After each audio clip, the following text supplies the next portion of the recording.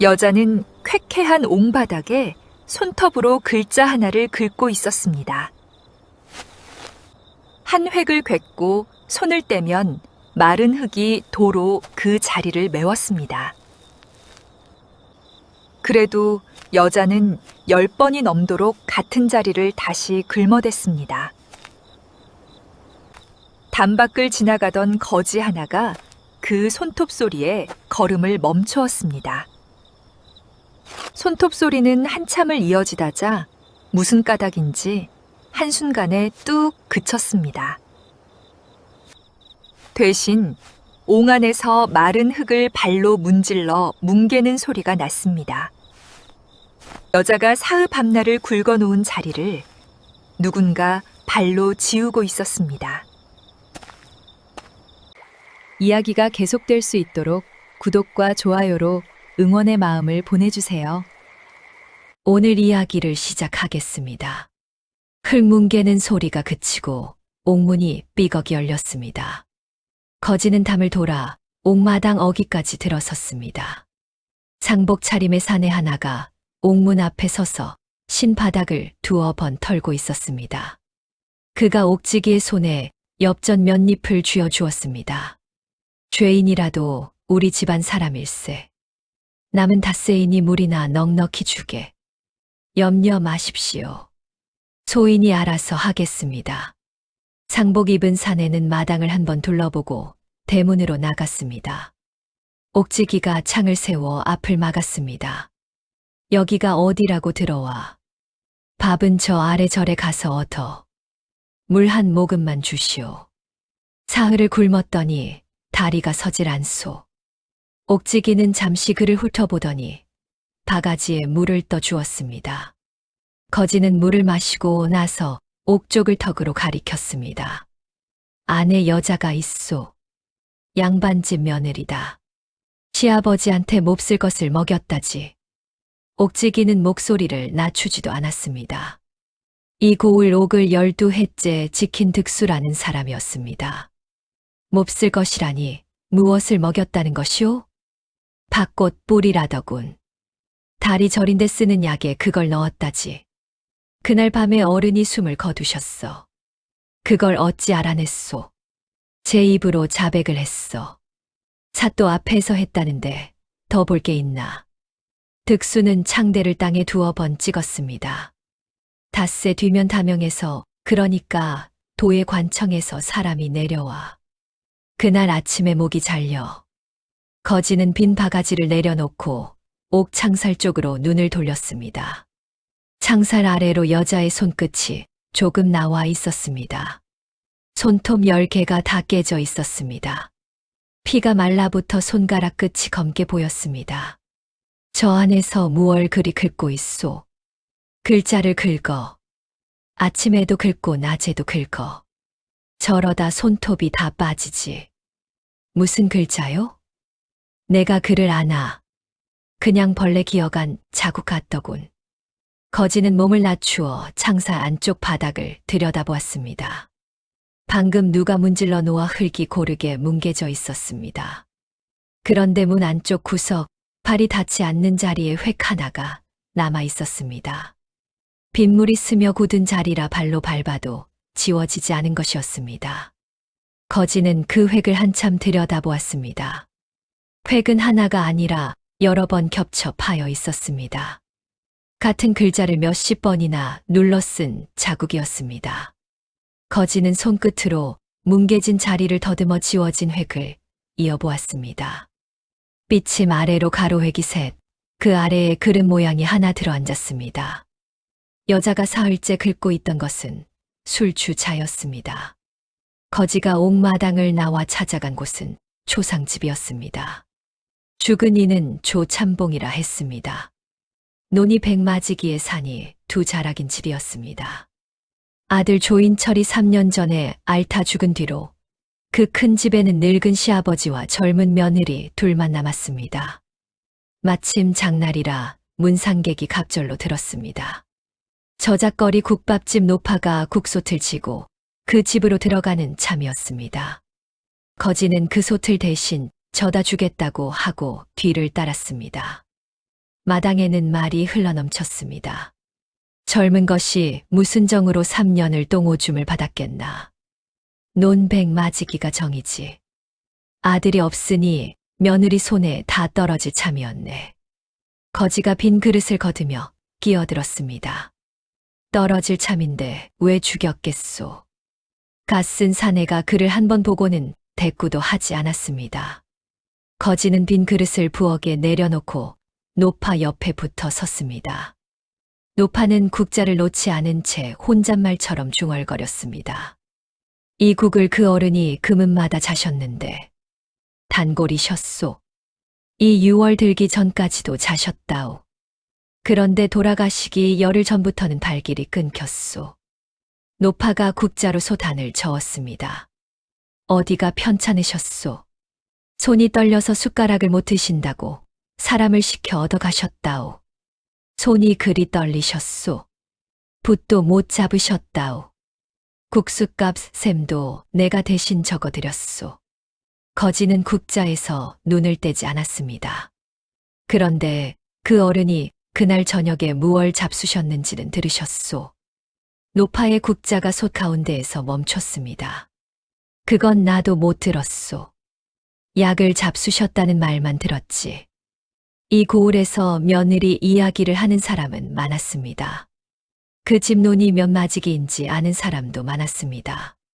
그런데 조참봉이 마지막으로 무엇을 먹었는지는 아무도 말하지 못했습니다. 해가 기울자 빈소 쪽에서 곡소리가 났습니다. 거지는 국그릇을 들고 빈소 앞을 지나갔습니다. 상주가 문상 온 사람을 맞고 있었습니다. 아침에 옥마당에서 본 그 상복이었습니다. 이름은 조필구라 했습니다. 죽은 조참봉의 형님네 둘째 아들로 밤새 빈소를 지켜 효자라는 말을 듣고 있었습니다. 빈소 앞에는 문상 온 사람을 적는 책이 놓여 있었습니다. 조필구가 붓을 들어 이름을 적었습니다. 붓을 어찌나 눌러 쓰는지 붓대가 종이에 박히는 소리가 났습니다. 거지는 국그릇을 내려놓다가 그 책을 슬쩍 들췄습니다. 글씨가 적힌 장의 뒷면이 도톨도톨하게 파여 있었습니다. 고개를 드니 상주가 이쪽을 보고 있었습니다.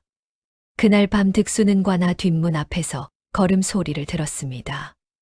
돌아보니 낮에 물을 얻어 마시던 거지가 서 있었습니다. 득수가 창대를 고쳐 쥐었습니다. 또 왔소. 여긴 밥이 없다니까. 거지는 대답 대신 품에서 무언가를 꺼내 들었습니다. 등불빛에 노쇠가 둥글게 번쩍였습니다. 말 2마리가 새겨진 마패였습니다. 암행어사 박문수의 마패였습니다. 득수의 무릎이 저절로 꺾였습니다. 소인이 눈이 어두워서 몰라배었습니다. 죽여 주십시오. 소리를 낮추게. 그리고 일어서게. 자네가 엎드려 있으면 담 너머에서 다 보이네. 거지는 마패를 도로 품에 넣었습니다. 오늘 밤부터 닷새 동안 나는 그냥 얻어먹는 거지일세. 자네만 알고 있게. 예. 예. 먼저 볼 것이 있네. 그 사건 문서를 내가 볼 수 있겠나. 득수는 형방이 잠들기를 기다렸다가 창고 뒷방으로 그를 데려갔습니다.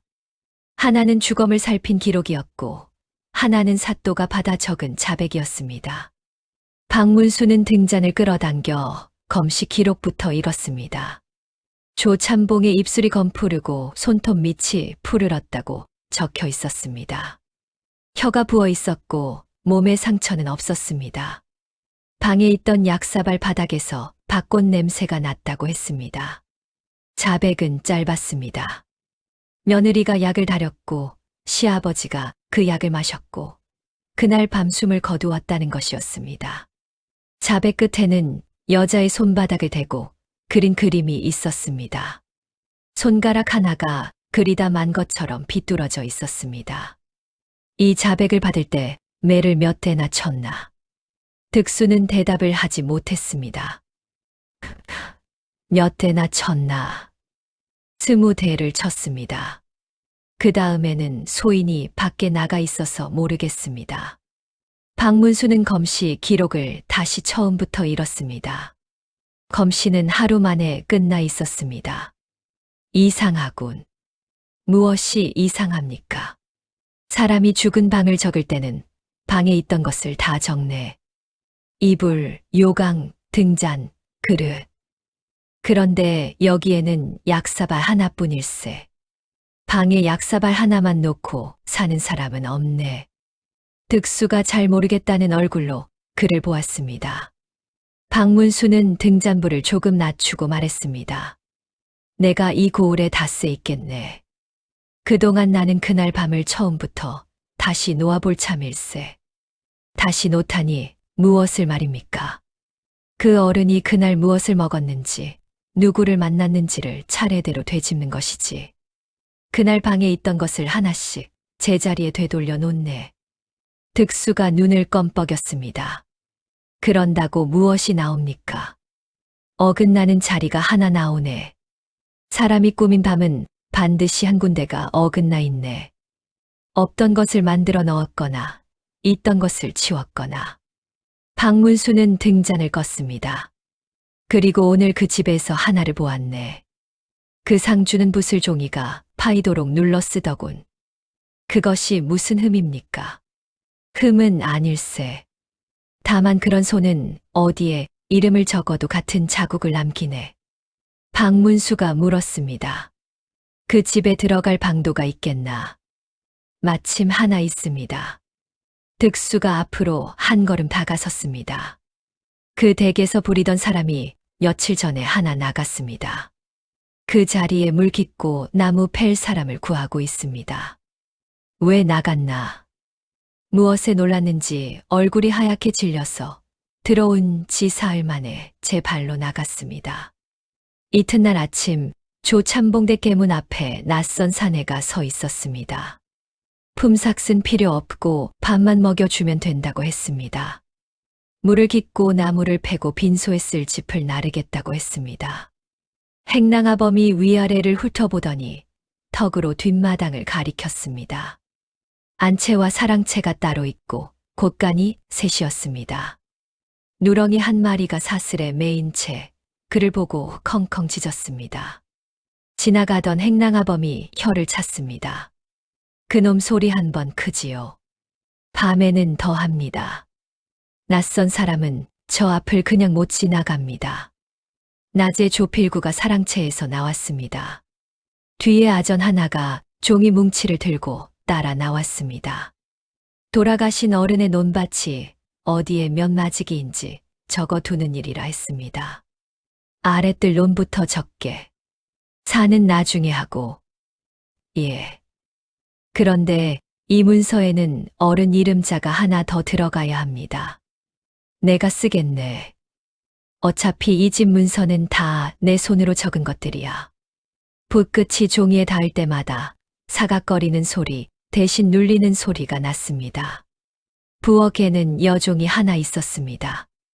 이름은 사월이라 했습니다. 16이라는데 몸이 작아 12로 보였습니다. 말을 시키면 먼저 뒤를 한번 돌아보고 나서 대답했습니다.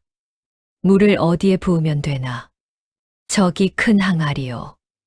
아니요, 거기 말고요. 그 항아리는 안 씁니다. 왜 안 쓰나? 어른 돌아가시고 나서 안 씁니다. 그냥 안 씁니다. 박문수는 부엌 뒤로 돌아가 그 항아리의 뚜껑을 열어보았습니다. 항아리는 비어 있는데 안벽이 이상하게 깨끗했습니다. 오래 술을 담은 항아리에는 안벽에 검은 앙금이 앉습니다. 그 항아리는 위쪽에서 팔이 닿는 데까지만 앙금이 닦여 있었습니다. 누가 안으로 손을 넣어 박박 문지른 자리였습니다. 그런데 팔이 닿지 않는 밑바닥은 손이 가지 않은 채였습니다. 박문수는 손을 깊이 넣어 밑바닥을 훑었습니다. 손끝에 모래 같은 것이 잡혔습니다. 코에 대어 보니 술 냄새 밑에 쓴 냄새가 깔려 있었습니다. 그는 그 가루를 종이에 조금 덜어 품에 넣었습니다. 저녁에 그는 나무단을 부엌에 들여놓으며 물었습니다. 저 항아리는 무슨 항아리인가? 손님 오시면 술 내던 항아리입니다. 술을 자주 냈나? 아니요. 어른이 술을 끊으신 뒤로는 잘 안 냈습니다. 박문수는 나무단을 아궁이 옆에 부려 놓았습니다. 어른이 술을 끊으셨나? 3월은 부직갱이를 쥔 채로 그렇다고 했습니다. 3년 됐습니다. 서방님 돌아가시고 나서 딱 끊으셨습니다. 그런데 저 항아리는 왜 씻었나? 불티가 몇 개 튀었다가 제 위에서 꺼졌습니다. 씻으라 하셔서 씻었습니다. 누가 씻으라 하던가? 3월은 대답하지 않고 아궁이 불만 헤집었습니다. 그러고는 아주 작은 소리로 한마디를 덧붙였습니다. 행주를 10번 빨아 닦아도 냄새가 안 빠졌습니다. 그 다음 날 아침 박문수는 사랑채 툇마루를 닦게 되었습니다. 조참봉이 숨을 거둔 방이 바로 그 안이었습니다. 방은 아직 치우지 않고 그대로 두었다고 했습니다. 문갑 위에 벼루와 붓이 있었는데 벼루가 바싹 말라 있었습니다. 벽에는 누렇게 바른 종이가 한 장 붙어 있었습니다. 종이에는 글자가 하나 적혀 있었습니다. 술주자였습니다. 글자 아래쪽 획이 2번 겹쳐 있었습니다. 한 번에 마음이 잡히지 않아 다시 그은 자리 같았습니다. 붓이 종이를 누른 자국은 어디에도 없었습니다. 그는 허리를 굽혀 방바닥으로 눈을 내렸습니다. 아랫목 가운데쯤에 동그란 자국이 남아 있었습니다. 자국은 하나가 아니었습니다. 손가락 2마디쯤 되는 동그라미가 2개 나란히 찍혀 있었습니다. 술이나 물이 잔 밑으로 배어나와 장판에 벤 자국이었습니다. 박문수는 손끝으로 2 자국 사이를 재어보았습니다. 한 뼘이 채 안 되었습니다. 마주 앉은 2 사람이 각각 잔을 내려놓았을 때 생길 만한 사이였습니다. 그때 마루에서 발소리가 났습니다. 거기서 무얼 하나. 조필구가 문 앞에 서 있었습니다. 마루를 닦다가 문이 열려 있기에 먼지나 털까 하였습니다. 이 방은 손대지 말게. 3년상 지날 때까지 그대로 두라 하였네. 예. 그리하겠습니다. 조필구는 방 안을 한번 훑어보았습니다. 자네는 어디서 왔나? 경상도에서 올라왔습니다. 갈 데가 없어 얻어먹고 다니다가 이 댁문을 두드렸습니다. 말투가 거린 같지 않군. 어릴 적에 절에서 글을 좀 읽었습니다. 조필구가 코웃음을 쳤습니다. 글 읽은 거리니 팔도에 널렸지. 그는 돌아서다 말고 한마디를 덧붙였습니다. 물이나 깊게. 이 집에서는 눈이 밝은 사람이 오래 못 있네. 박문수는 허리를 굽혀 인사했습니다. 조필구의 발소리가 마당을 지나 대문 쪽으로 멀어졌습니다. 감나무 아래에서 누렁이가 사슬을 끌며 일어섰습니다. 그러고는 짖지 않고 도로 엎드렸습니다. 그날 밤 득수는 옥문을 열고 등잔을 들여놓았습니다. 박문수는 문 안으로 들어가 벽에 등을 붙이고 앉았습니다. 여자는 무릎을 안고 벽 쪽을 보고 있었습니다. 등잔불이 흔들리자 여자가 천천히 고개를 돌렸습니다. 누구십니까? 그 댁에서 물을 깃는 사람이요. 여자는 놀라지도 않았습니다. 그저 무릎을 조금 더 끌어안았을 뿐이었습니다. 18배 시집와 21의 남편을 잃었습니다. 그 뒤로 3년을 시아버지 곁에서 산 사람이었습니다. 연이라는 이름을 이 고을에서 불러주는 사람은 이제 없었습니다. 약을 달인 것이 사실이요? 사실입니다. 그 약에 박꽃 뿌리를 넣었소. 넣지 않았습니다. 연희의 목소리는 낮고 짧았습니다. 그런데 왜 자백을 했소? 매를 맞고도 아니라 하였습니다. 그랬더니 관아에서 3월이를 끌어냈습니다. 그 아이를 왜? 그날 부엌에 저와 그 아이뿐이었으니 둘이 짰을 것이라 하셨습니다. 제가 시켰다고 말하면 그 아이는 놓아주겠다고 하셨습니다. 박문수는 등잔 심지를 조금 올렸습니다. 그날 일을 순서대로 말해보시오. 해 질 무렵부터 시아버님 약은 사흘에 한 번씩 다렸습니다. 그날도 해가 지기 전에 불을 지폈습니다. 박문수는 손가락을 하나씩 꼽아가며 그 순서를 헤아렸습니다. 어디에서 다렸소? 부엌 아궁이 옆 화로에서 다렸습니다. 사머리가 옆에서 부채질을 했습니다. 약을 언제 올렸소? 초저녁입니다. 어둡기 전에 올렸습니다. 시아버님이 반쯤 잡수시고 물러가라 하셨습니다. 연희가 잠깐 말을 끊었습니다. 반만 드셨소. 쓰다고 늘 반만 드셨습니다. 남은 것은 이튿날 아침에 제가 치웠습니다. 박문수는 그 대목에서 손을 들어 말을 멈추게 했습니다. 그러면 그 약사발은 밤새 방에 있었겠구려. 예. 늘 그리했습니다. 그런데 그날은 치우지 못했습니다. 아침에 가보니 이미 숨이 없으셨습니다. 연희는 그러고는 스스로 말을 이었습니다. 밤중에 마당에서 발소리가 났습니다. 자신은 넘었던 것 같습니다. 개는 짖었소. 짖지 않았습니다. 연희가 잠시 숨을 골랐습니다. 문소리는 사랑방 문이 열리고 닫혔습니다. 2번이었습니다. 조금 있다가 대문 빗장 소리가 났습니다. 그것이 전부요? 새벽에 한 번 더 문소리를 들었습니다. 그때는 꿈결인 줄로만 알았습니다. 박문수는 잠시 아무 말도 하지 않았습니다. 연희가 무릎에 얹은 손을 폈다가 다시 오므렸습니다. 깨진 손톱 끝이 등잔불에 검게 보였습니다. 새벽에 가보니 어떠셨소? 차가우셨습니다. 그리고 방에서 술 냄새가 났습니다. 연희의 목소리가 처음으로 조금 높아졌습니다. 저는 그것이 이상해서 사또께도 말씀드렸습니다. 그랬더니 약 냄새를 잘못 맡은 것이라 하셨습니다. 그래서 어찌 되었소? 다시 그 말을 하면 매를 더 치겠다고 하셨습니다. 박문수는 자세를 고쳐 앉았습니다. 한 가지만 더 묻겠소. 시아버님 손이 언제부터 떨렸소? 봄부터입니다. 숟가락을 놓치시는 날이 잦았습니다. 글씨는 쓰셨소. 못 쓰셨습니다. 붓을 들면 손목이 흔들려서 답장 한 장을 못 쓰신 지 2달이 넘었습니다. 박문수는 등잔을 들고 일어섰습니다. 그때 연희가 처음으로 그를 붙들었습니다. 한 가지만 여쭙겠습니다. 밖에 나가시거든 제 말을 옮겨주실 수 있겠습니까? 옮겨줄 수 있소. 누구에게 옮기면 되겠소.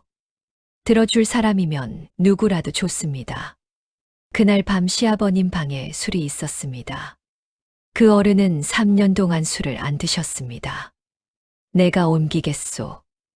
연희가 창살 쪽으로 조금 다가앉았습니다. 한 가지만 더 아뢰겠습니다. 상주 어른이 하루 걸러오게 오십니다. 와서는 아무 말씀도 없이 제가 긁어놓은 자리를 발로 지우고 가십니다. 그것을 보았소. 보았습니다. 오늘 아침에도 지우고 가셨습니다. 연희는 그 말을 하고 손을 놓았습니다. 등불이 꺼지고 문이 닫힌 뒤에 안에서 다시 손톱 소리가 났습니다. 여자가 다시 긁기 시작한 자리는 상주가 하루 걸러 발로 지우고 가는 그 자리였습니다. 이튿날 박문수는 나무찜을 지고 뒷골로 나갔습니다. 그 집에서 며칠 전에 나갔다는 사람을 찾아볼 참이었습니다. 행랑아범에게 슬쩍 물으니 이름은 칠성이라 했습니다. 아랫마을 방죽가 오두막에서 홀어머니와 둘이 산다고 했습니다. 고갯길을 반쯤 내려왔을 때 박문수는 뒤를 한번 돌아보았습니다. 멀찍이 아전 하나가 같은 길을 걷고 있었습니다. 어제 조필구 뒤에서 종이 뭉치를 들고 있던 그 아전이었습니다. 박문수는 나무찜을 고쳐 지고 방죽과 반대쪽 밭길로 들어섰습니다. 오막살이 앞에서 사내 하나가 그물을 손질하고 있었습니다. 박문수가 다가가자 사내가 먼저 몸을 굳혔습니다.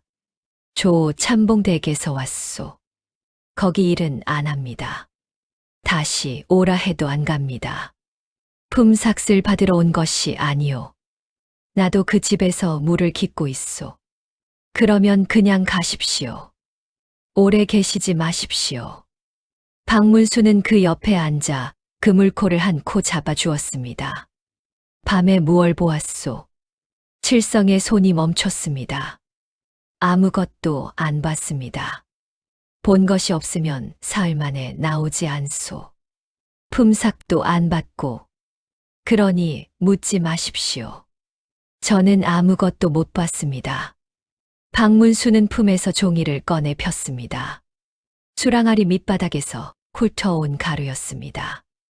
그는 그것을 칠성 앞에 놓았습니다. 이것이 무엇인지 아시오? 칠성이 그 종이를 보더니 뒤로 물러앉았습니다. 얼굴에서 핏기가 가셨습니다.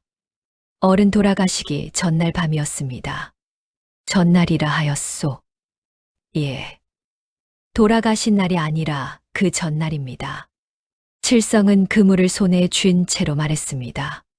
자시쯤에 오줌이 마려워 나갔는데 부엌 뒤에 등불이 있었습니다. 부엌 뒤라면 항아리가 있는 자리요. 예. 상주 어른이 그 앞에 쪼그려 앉아 계셨습니다. 칠성이 방죽 쪽으로 얼굴을 돌렸습니다. 거기서 무얼 하고 있었소? 항아리에서 술을 떠 병에 담고 계셨습니다. 그러고는 종이를 펴서 무언가를 그 병에 털어 넣으셨습니다. 그것을 똑똑히 보았소. 등불이 흔들려서 얼굴은 흐렸습니다. 다만 소리는 들었습니다. 병주둥이를 손바닥으로 막고 흔드는 소리였습니다. 칠성은 목소리가 잠겼습니다. 그런데 털어 넣으시다가 손이 미끄러졌습니다. 종이에 남은 것이 항아리 안으로 쏟아졌습니다. 그 다음에는 한참을 들여다보시더니 뚜껑을 덮고 언저리를 소매로 닦으셨습니다. 칠성의 손이 그물코를 놓쳤습니다. 그래서 어찌하였소? 제가 놀라서 헛기침을 했습니다. 그랬더니 그 어른이 등불을 확 낮추고 저를 보셨습니다. 무어라 하셨소. 오늘 밤에 본 것은 없다 하셨습니다. 그러고는 엽전 20잎을 주셨습니다. 칠성은 그물코를 손가락에 감았다 풀었습니다. 받았습니다. 그리고 사흘 뒤에 그 집을 나왔습니다. 어른이 돌아가시고 나서 그 돈을 방죽에 버렸습니다. 그 항아리를 그 뒤로 본 적이 있소. 나오기 전날에 봤습니다. 사머리가 팔이 짧아 안까지 닿지도 않는데 어깨까지 넣고 씻었습니다. 울면서 씻었습니다. 박문수는 종이를 접어 도로 넣고 자리에서 일어섰습니다. 조참봉이 죽기 전날 밤에 수리병에 옮겨졌고 그 병에 무언가가 들어갔습니다. 며느리가 약을 달인 것은 그 이튿날이었습니다. 돌아서는데 방죽 건너밭 두렁 끝에 아까 그 아전이 서 있었습니다. 박문수는 방죽에서 돌아오는 길로 저자에 들렀습니다. 저잣거리 끝에 약방이 하나 있었습니다. 문에 패도 없이 처마 밑에 마른 약초 다발만 걸려 있었습니다. 주인은 70이 넘은 노인이었습니다. 노인은 눈이 어두워 약재를 손끝으로 만져가려낸다고 했습니다. 박문수는 다리를 저는 신용을 하며 들어갔습니다. 다리가 저려밤에 잠을 못 자오. 무릎 아래가 내 다리 같지가 않소. 앉아 보시오. 어디 봅시다. 조참봉 어른도 같은 병이셨다고 들었소. 그 댁 약은 10년을 내가 지었소. 노인이 약재를 저울에 올렸습니다. 그 약에 밭꽃뿌리가 들어가오? 안 들어가오. 노인은 딱 잘라 말했습니다. 밭꽃은 독하오. 다리 저린데 쓰기는 하나 늙고 기운 없는 이에게는 안 쓰오. 그 어른은 속이 허하셨소. 박문수는 품에 넣어두었던 종이를 노인 앞에 펴 놓았습니다. 이것을 좀 봐주시오. 노인은 종이 위에 손끝을 얹었습니다. 가루를 조금 집어 손가락 사이에 비볐습니다. 그러고는 코에 대었다가 혀끝에 살짝 찍어보았습니다. 노인의 어깨가 굳었습니다. 어디서 났소? 이것이 밭꽃이요? 밭꽃이요. 뿌리를 말려간 것이요. 혀끝이 벌써 저리요. 노인은 손을 옷자락에 문질렀습니다. 관에서도 나를 불렀소. 나는 그대로 말했소. 내가 지은 약에는 밭꽃이 없다고 하였소. 관에서 무어라 합니까? 형방이 그럽디다. 며느리가 따로 넣었으면 그만 아니냐고. 박문수가 몸을 앞으로 기울였습니다. 며느리가 밭꽃을 어디서 구하겠소. 그 말을 내가 했소. 그랬더니 아무도 대꾸를 안 합디다. 박문수는 약장 쪽으로 눈을 돌렸습니다. 저 붉은 실은 무엇이오? 독한 것들이요. 함부로 열지 못하게 표를 해둔 것이요. 그런 것도 파오? 노인은 붉은 실이 감긴 서랍 쪽으로 손을 저었습니다. 팔기는 파오. 대신 사가는 사람이 제 손으로 책에 적게 하오. 이름과 얼마나 가져갔는지를. 그 책을 좀 봅시다. 노인은 다리가 저린 사람이 왜 책을 보자는지 묻지 않았습니다. 그저 안쪽에서 손때 묻은 책을 한 권 꺼내왔습니다. 내 눈으로는 못 읽소. 젊은 사람이 읽으시오. 박문수는 책을 펼쳤습니다. 석 달치를 거슬러 올라가자 붉은 표가 찍힌 줄이 하나 나왔습니다. 밭꽃 뿌리 한 줌. 넉 달 전 금음날이었습니다. 이날 이것을 사간 사람을 기억하시오. 기억하오. 자네였소. 목소리가 젊었소. 무어라 하며 사갔소. 조참봉댁에서 심부름을 왔다 합니다. 소를 잡아야 하는데 소가 미쳐서 못 잡는다고, 그래서 쓴다고. 노인이 손끝으로 약장 서랍을 더듬었습니다. 내가 그때 일렀소. 이걸 사람 먹는 데에 쓰면 안 된다고. 그 사람이 무어라 하였소. 아무 말도 안 했소. 어디에 쓰느냐고 묻지도 않고 값도 깎지 않고 갔소. 박문수는 그 줄에 손끝을 얹었습니다. 그러고는 그 장을 뒤집어 보았습니다.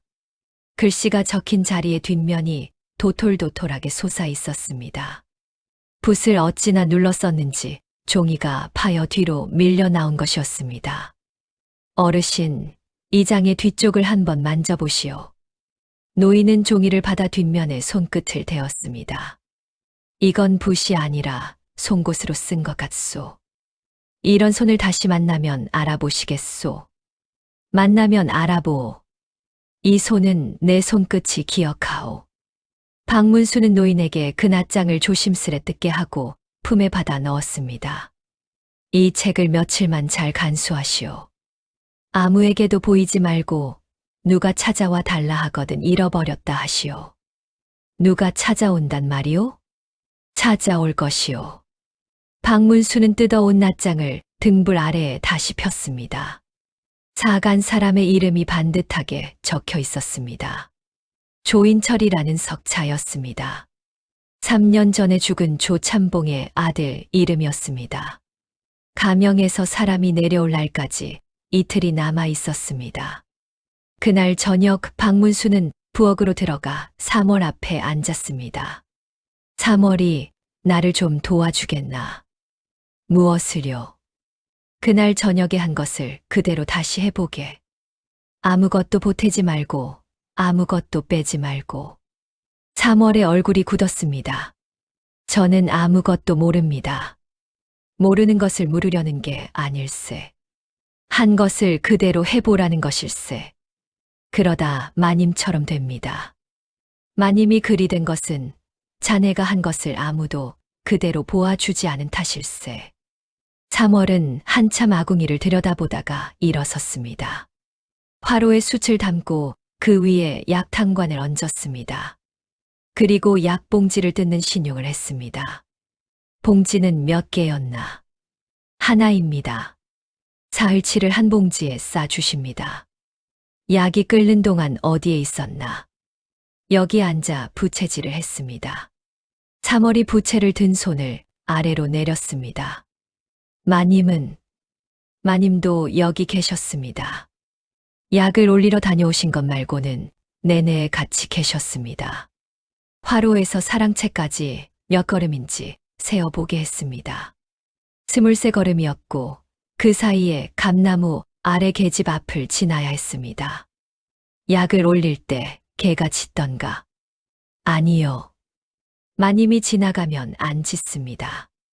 그러면 누가 지나가면 짖나? 모르는 사람이 지나가면 짖습니다. 저 사람도 처음 오던 날 짖었지요.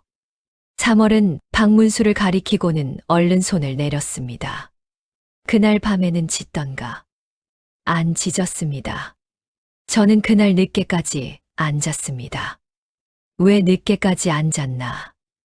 마님이 늦도록 삭바느질을 하셔서 저도 옆에서 실을 잡아들이다가 기다렸습니다. 3월은 거기까지만 하고 목소리가 작아졌습니다. 그런데 기다리다가 잠이 들었습니다.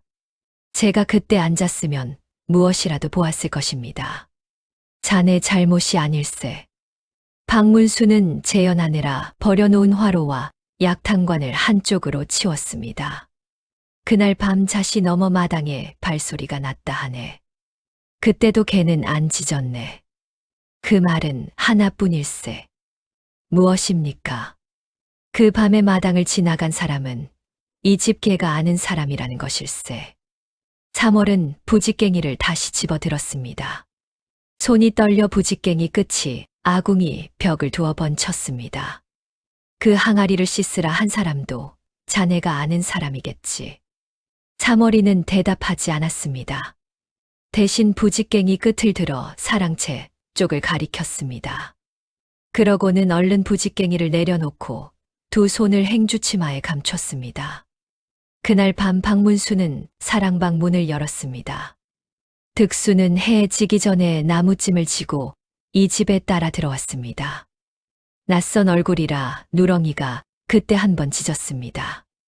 안채에서는 밤 고기 한창이라 사랑채는 비어 있었습니다. 박문수는 등잔을 방 한가운데에 놓았습니다. 목침을 머리맡에 두었습니다. 약사발을 문갑 옆에 놓았습니다. 며느리가 초저녁에 올려놓았을 만한 자리였습니다.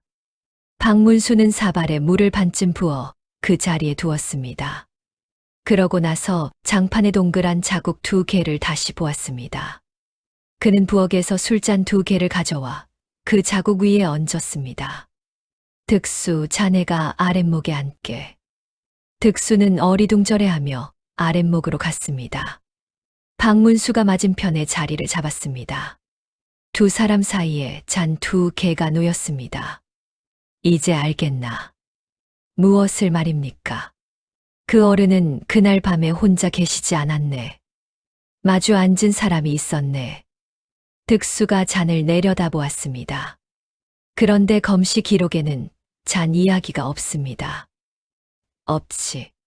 방에 있던 것을 다 적지 않았으니까. 박문수는 잔 하나를 들어 올렸습니다. 이 잔은 지금 이 집 부엌 찬장에 6개가 있네. 낮에 여종에게 물었더니 손님 상에 내던 그 한 벌은 원래 8개의 병이 하나 딸려 있었다 하네. 2개가 모자랍니까? 모자라네. 병도 없네. 박문수는 잔을 도로 내려놓았습니다. 그날 밤 이 방에 술이 들어왔고 잔을 앞에 놓은 사람이 둘이었네. 그중 하나만 죽었네. 살아나간 사람이 잔과 병을 들고 나갔네. 득수는 두 손을 맞잡았습니다. 그러면 약사발은 왜 그대로 두었겠습니까? 남겨두어야 했으니까. 사람이 죽은 방에 약사발이 놓여 있으면 누구나 그것을 먼저 보내. 약을 달인 사람이 누구인지 온 집안이 다 아니까. 그러면 닭꽃은 그 사발에도 들었겠군요. 며느리가 새벽에 문소리를 한 번 더 들었다 하네. 그때 손이 한 번 더 갔겠지. 득수의 얼굴이 굳었습니다. 날이 그 어른은 술을 끊으셨다지 않습니까? 3년을 끊으신 분이 왜 그날 밤에 잔을 받으셨겠습니까? 박문수는 대답하지 않고 벽에 붙은 종이를 보았습니다. 획이 2번 겹친 술 주자였습니다. 그것을 나도 아직 모르네. 박문수는 등잔을 들어 그 종이 가까이 비췄습니다. 다만 이 글자를 붙여놓은 사람은 술을 끊는 것이 몹시 어려웠던 사람일세. 밖에서 대문 빗장이 열리는 소리가 났습니다. 득수가 벌떡 일어섰습니다. 마당 저쪽에서 발소리가 났고 안채의 곡이 뚝 그쳤습니다. 그런데 걔는 한 번도 짖지 않았습니다. 박문수는 등잔불을 훅 불어 껐습니다. 득수를 마루 밑으로 밀어넣고 자신은 문 뒤 어둠에 붙어 섰습니다. 발소리가 마당을 가로질러 사랑채 앞에서 멈췄습니다. 누렁이는 사슬을 끌며 일어섰다가 도로 엎드렸습니다. 문이 열렸습니다. 조필구가 등불을 들고 들어섰습니다. 그는 방 안을 둘러보지도 않고 곧장 벽으로 갔습니다. 그러고는 벽에 붙은 종이를 뜯었습니다. 종이 조각이 두어 개 장판에 떨어졌습니다. 그는 그것까지 주워 소매에 넣었습니다. 발소리가 멀어진 뒤에도 두 사람은 한참을 움직이지 않았습니다. 득수가 마루 밑에서 기어 나왔습니다. 저 어른이 무엇을 찾은 것입니까? 찾은 것이 아니라 없애러 왔네. 없애다니 무엇을 말입니까? 그 어른 손으로 쓴 글씨일세. 종이를 뗀 자리만 누런 벽에 하얗게 남아 있었습니다. 이튿날 아침 일찍 박문수는 관아 문서고에 들었습니다. 득수가 형방을 저자의 심부름 보내고 문을 열어주었습니다. 그는 조참봉의 이름이 들어간 문서를 모두 꺼내 놓았습니다. 두 가지가 나왔습니다. 하나는 전담 문서였습니다. 아래 뜰론 마흔 맞이기를 조필구에게 넘긴다는 내용이었습니다. 또 하나는 아들이 없으니 조카를 아들로 삼아 대를 잇게 한다는 양자 문서였습니다. 둘 다 날짜가 조참봉이 죽기 열흘 전이었습니다. 문서 끝에는 조참봉이 이름 대신 쓰던 표가 그려져 있었습니다. 사람마다 모양이 달라 그 표 하나로 누구 문서인지를 가렸습니다. 획이 곧고 끝이 야무졌습니다. 붓을 잡은 손이 조금도 흔들리지 않은 글씨였습니다. 그는 국밥집 노파의 말을 떠올렸습니다. 죽기 열흘 전에는 숟가락을 못 들 만큼 심해졌다고 했습니다. 연희도 붓을 들면 손목이 흔들려 답장 한 장을 못 쓰셨다고 했습니다. 박문수는 두 문서를 뒤집어 보았습니다. 종이 뒷면이 우툴두툴하게 솟아 있었습니다. 붓을 종이가 파이도록 눌러 쓴 손이었습니다. 그는 문서고 안쪽 궤에서 묵은 문서를 꺼냈습니다. 3년 전 조참봉이 아들상을 치르며 관에 올린 글이었습니다. 그 글씨는 크고 느렸습니다. 붓을 종이 위로 끌고 간 자리라 뒷면은 매끈했습니다. 같은 손이 3년 뒤에 종이가 파이도록 눌러 쓸 수는 없었습니다. 사람의 손은 해가 갈수록 힘이 빠지지 도로 붙지 않습니다. 득수, 그 집 빈소에 문상 온 사람을 적는 책이 있을 것일세. 가져올 수 있겠나. 빈소 앞에 놓여 있습니다. 잠깐만 빌려오게. 표 나지 않게. 득수는 반나절 만에 그 책을 안고 돌아왔습니다. 첫 장은 상주가 제 손으로 적는 것이 법도였습니다. 조필구의 이름이 거기 있었습니다. 박문수는 그 장을 뒤집어 손끝을 대었습니다. 뒷면이 파여 있었습니다. 전담 문서와 같았고 양자 문서와도 같았습니다. 마지막으로 그는 품에서 약방에서 뜯어온 낱장을 꺼냈습니다. 넉 달 전 금음날 밭꽃뿌리 한 줌. 사간 사람의 이름 자리에는 3년 전에 죽은 조인철의 이름이 적혀 있었습니다. 박문수는 그 장도 뒤집었습니다. 뒷면이 같은 모양으로 솟아 있었습니다. 사람마다 붓을 쥐는 힘이 있고 그 힘은 남의 이름을 빌려 적는다고 달라지지 않습니다. 문서고 안에서 득수가 마른 침을 삼키는 소리가 들렸습니다. 나리. 그 이름을 소리내어 부르지 말게. 박문수는 종이들을 차곡차곡 접어 품에 넣었습니다. 내일이면 가명에서 사람이 내려오네. 내일 아침에 저 옥문이 열리고 사람 하나가 끌려나가네. 막을 수 있으십니까? 막을 것일세. 그때 문서고 문틈으로 아전 하나가 지나갔습니다. 발소리가 두어 걸음 가다가 멈췄습니다. 그 아전은 왔던 길로 급히 되돌아갔습니다. 한낮이 되기 전에 관아 마당에서 북이 울렸습니다. 사람을 모으는 북이었습니다. 가명에서 온 사람이 밤새 말을 달려 새벽에 닿았고 사또는 내일 아침에 하기로 한 일을 오늘 낮으로 앞당겼습니다. 해가 중천에 오르기도 전이었습니다. 득수가 새파랗게 질려 달려왔습니다. 날이 오늘입니다. 오늘 낮입니다. 누가 앞당겼나? 조금 전에 갑자기 말씀하셨습니다. 문서고에 사람이 들었다는 말을 듣고 나서입니다. 박문수는 담벼락에 손을 짚었습니다. 사머리는 어디 있나? 아침에 그 집에서 관으로 끌려왔습니다. 죄인의 일을 거들었다는 죄목입니다.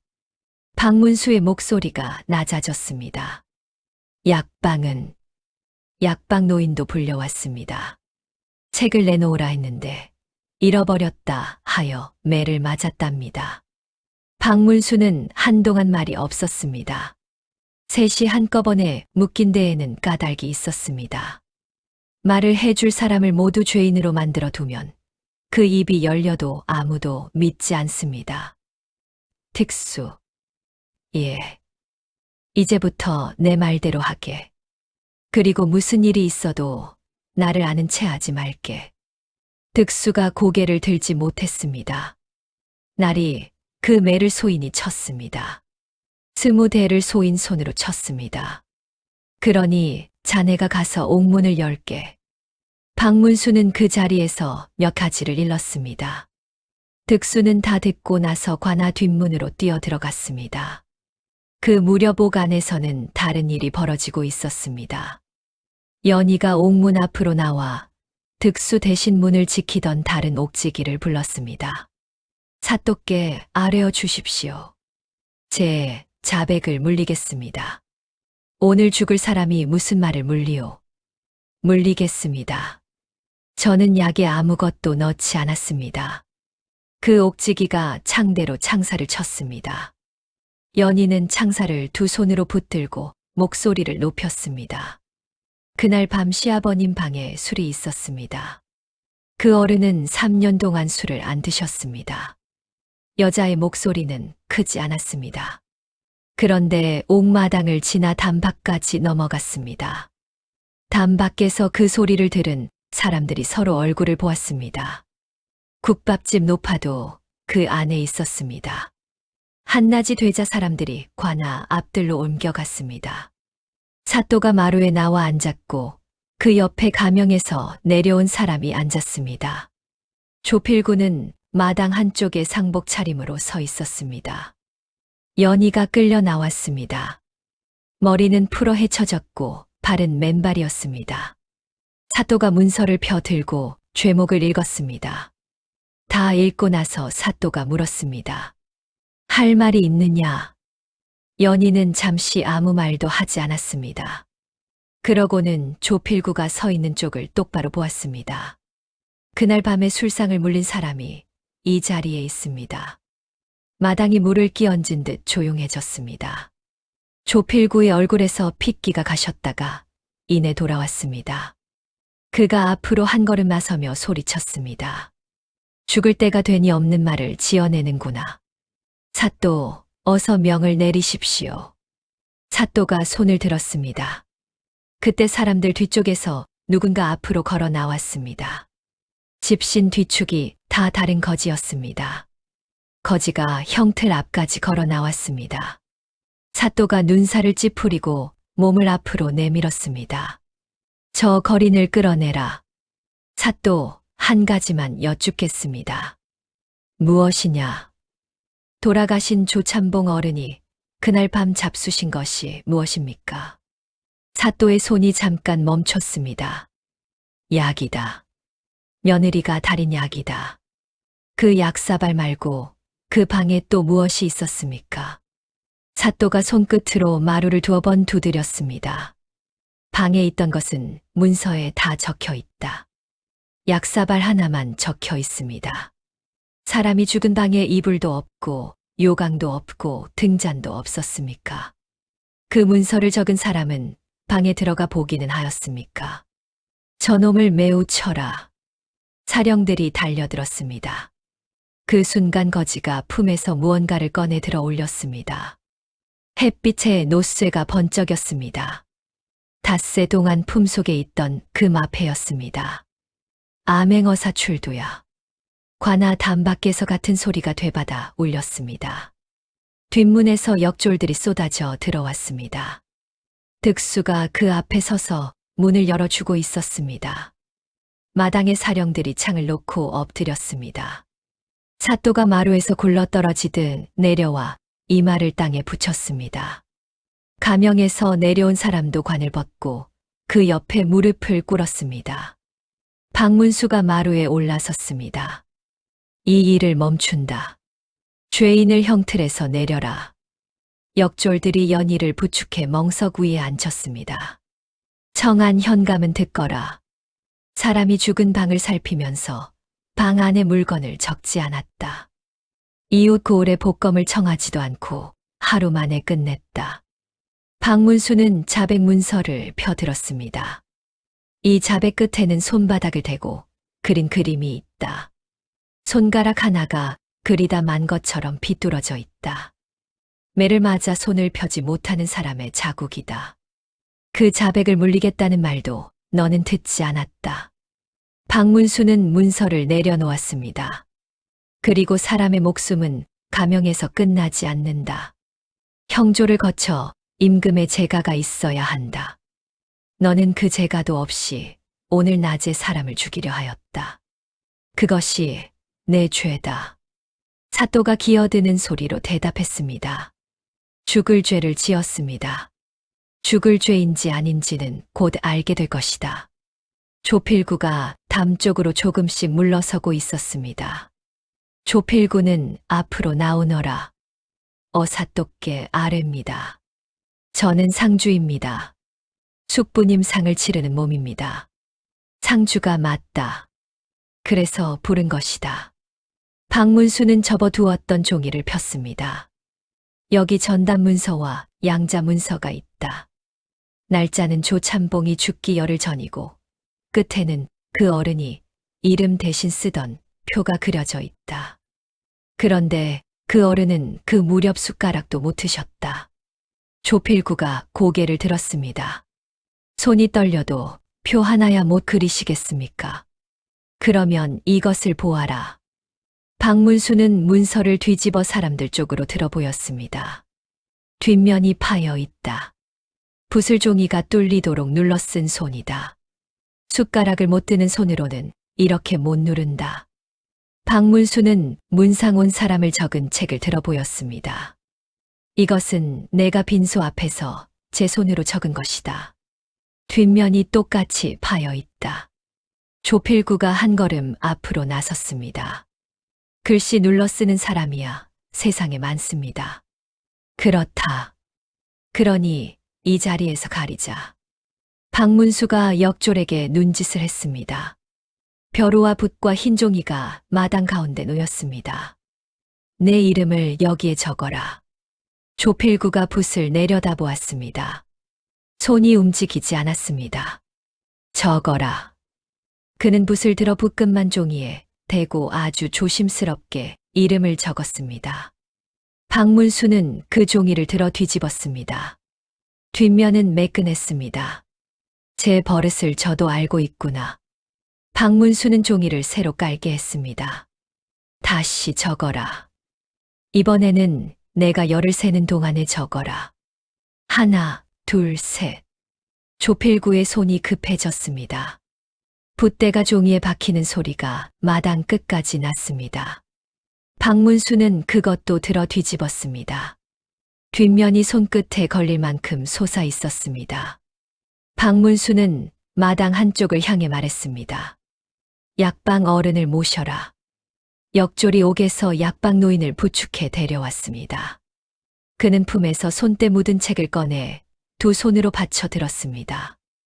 뜯긴 자리가 이 책의 것입니다. 나머지는 소인이 감추어 두었습니다.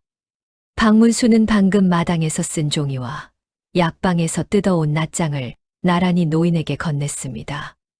어르신, 어느 것이 먼저 쓴 것인지 모르는 채로 만져보시오. 노인의 손끝이 두 장 위를 천천히 오갔습니다. 손가락이 글자를 따라 두 번씩 지나갔습니다. 같은 손입니다. 눌린 자리가 똑같고 획 끝에서 붓을 때는 대가 똑같습니다. 소인은 눈이 어두워도 손끝은 어둡지 않습니다. 그 사람이 무엇라 하였는지 이 자리에서 말해 보시오. 조참봉댁 심부름을 왔다 하였습니다. 소가 미쳐서 잡아야 한다고 하였습니다. 박문수는 낫장을 사람들 쪽으로 들어보였습니다. 이 장에 적힌 이름은 조인철이다. 3년 전에 죽은 내 사촌이고 저 사람의 지압이다. 너는 독을 사면서 죽은 사람의 이름을 빌려 썼다. 조필구는 붓을 든 채로 서 있었습니다. 박문수가 마루 끝으로 나섰습니다. 그날 밤 사랑방 장판에는 잔 자국이 2개 남았다. 이 집 찬장에서는 잔 2개와 병 하나가 없어졌다. 부엌 뒤 수랑아리는 팔이 닿는 데까지만 닦여 있었다. 손이 닿지 않는 밑바닥에는 밭꽃 가루가 그대로 남아 있었다. 여기 그 가루가 있다. 그 항아리는 여종이 씻었습니다. 씻으라 한 사람은 내가 아니냐. 그리고 그 밤에 내가 항아리에서 술을 병에 옮기고 무언가를 타는 것을 본 사람이 있다. 놀라서 헛기침을 한 그 사람에게 내가 엽전 20잎을 쥐어 주었다. 조필구가 뒤로 한 걸음 물러섰습니다. 그리고 그날 밤 마당을 지나간 사람이 있었으나 개가 짖지 않았다. 이 집 개는 낯선 사람에게 반드시 짖는다. 그 밤에 마당을 지난 사람은 이 집이 아는 사람이고 그 중에 사랑방에 술상을 드릴 수 있는 사람은 너뿐이다. 박문수는 옥쪽을 가리켰습니다. 너는 하루 걸러 옥에 들어갔다. 들어가서 한 일이라고는 저 사람이 바닥에 긁어놓은 글자를 발로 지우는 것뿐이었다. 박문수는 목소리를 조금 낮췄습니다. 그 어른은 3년을 술을 입에 대지 않으셨다. 그런 분이 그 밤에 내 잔을 받으셨다. 내가 무슨 말로 권하였느냐. 조필구의 어깨가 무너졌습니다. 그는 한참을 서 있다가 그 자리에 주저앉았습니다. 붓이 손에서 떨어져 마당에 굴렀습니다. 이튿날이 숙부님 아드님의 3년상을 마치는 날이었습니다. 그래서 어찌하였느냐. 3년상을 벗는 날인데 돌아가신 아드님께 올리는 잔을 한 번 못 받으시겠느냐고 제가 그렇게 여쭈었습니다. 조필구의 목소리가 갈라졌습니다. 숙부께서는 처음에 손을 내저으셨습니다. 그러다 잔을 받으셨습니다. 너도 마셨느냐? 조필구는 대답하지 않았습니다. 잔이 2개였다. 너는 무엇을 마셨느냐? 제 잔에는 물을 따랐습니다. 그 술에 무엇이 들었느냐?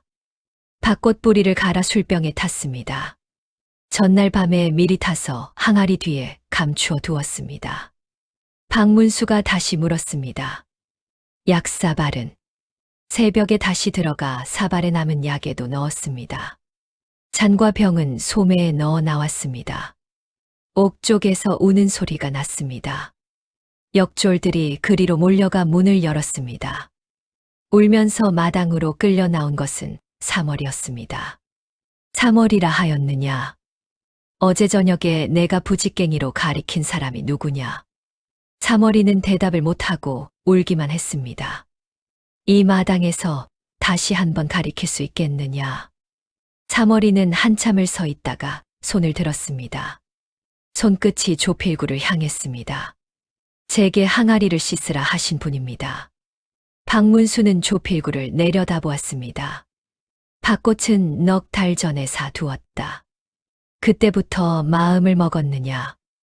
이른 봄에 숙부께서 자리에 누우셨습니다. 그때 사두었습니다. 그냥 돌아가시면 쓸 일이 없으리라 여겼습니다. 박문수는 마루 끝에서 그를 내려다보았습니다. 그 논을 얻자고 숙부를 죽였느냐? 양자로만 들어가면 될 일이었습니다. 그런데 숙부께서 끝내 허락을 아니하셨습니다. 허락을 아니하신 까닭은 조필구가 처음으로 고개를 들었습니다. 며느리에게 물려주겠다 하셨습니다. 3년을 저 사람 손으로 살았으니 그 집은 저 사람 집이라고 하셨습니다. 연희가 멍석 위에서 고개를 숙였습니다. 아무도 그 얼굴을 보지 못했습니다. 박문수가 손을 들었습니다. 조필구를 가두어 가명으로 올려라. 청한 현감은 봉고파직한다. 창고를 봉하고 그 자리에서 물러나게 하라.